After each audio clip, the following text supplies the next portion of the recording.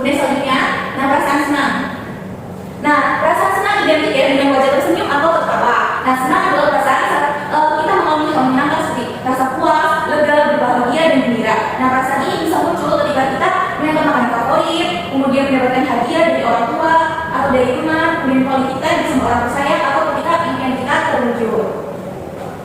Oke, selanjutnya ada perasaan sedih. Nah, perasaan sedih ini identik dengan wajah murung ya.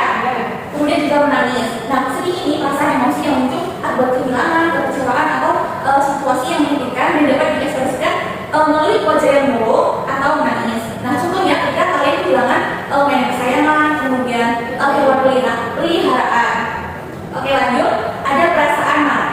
Nah, marah adalah perasaan emosi yang ditandai dengan rasa frustasi, ketidakpuasan, atau ketidakcocokan dengan suatu situasi. Sering kali muncul sebagai respon terhadap ancaman atau ketidakadilan. Nah, contohnya ketika teman kalian mengambil mainan kesayangan kalian tanpa izin. Pastinya kalian merasa kalau diambil mainan.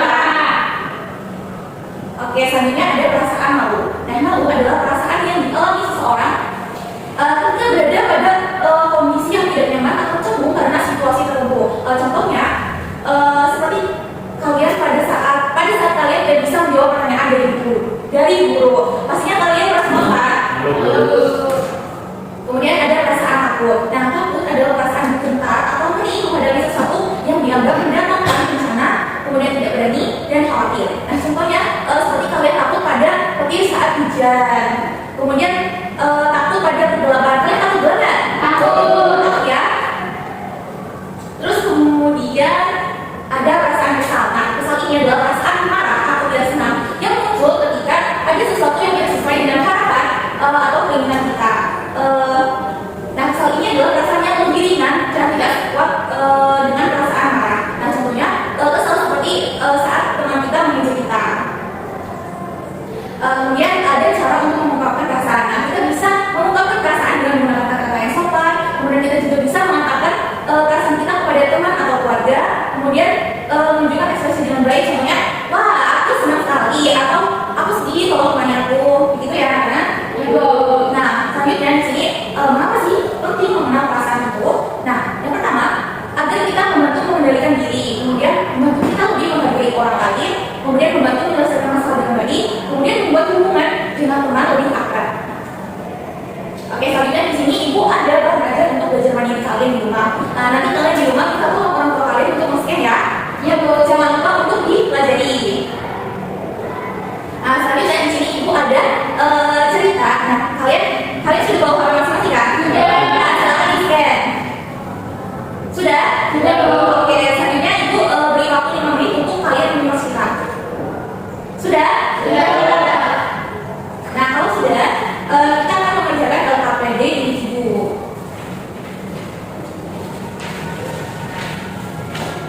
Nah, kalian kan tadi sudah men-scan, kemudian sudah mendengarkan dan menyimak cerita. Nah, setelah menyimak cerita, kalian tulislah perasaan setelah mendengarkan cerita tersebut di buku tulis masing-masing dengan format seperti di bawah ini.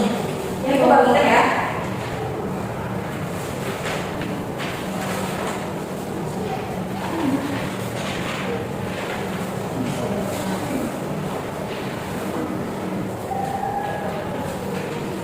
Oke, sudah selesai?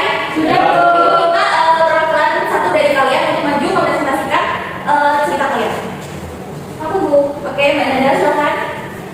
Oke, di sini saya mau menceritakan kembali terkait cerita yang sudah disimak tadi. Jadi di ceritanya ada perasaan Rani senang karena akan bermain dengan temannya. Lalu ada perasaan Rani sedih ketika bolanya jatuh ke air, dan ada perasaan Rani kesal saat terkena air. Sudah, Bu. Oke, yang lain sama? Sama, Bu. Oke, tapi dalam ungkapnya pasti kalian berbeda ya. Oke, silakan Mbak Nanda untuk duduk lagi. Dikasih apa? Dikasih B, kasih O, kasih D. Wow, keren. Wow, keren. Nah, kalian kan tadi sudah mendengarkan penjelasan ibu, kemudian sudah memainkan media ajar, kemudian sudah menjalankan KM. Selanjutnya ibu akan memberikan soal evaluasi untuk mengukur pemahaman kalian. Ya, Bu. Nah, soal evaluasi ini dikerjakan secara sendiri-sendiri ya. Tidak boleh dicontek. Ibu beri kalian waktu 10 menit. Sudah selesai? Sudah. Oke, silakan dimulai kembali.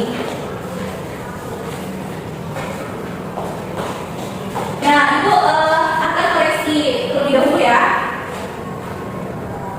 Untuk siswa yang nilainya di atas KTP akan mendapatkan soal pengayaan. Kemudian untuk siswa yang nilainya di bawah KTP akan mendapatkan soal remedial. Nah, selanjutnya mari kita refleksi sejenak. Nah, dari pembelajaran pada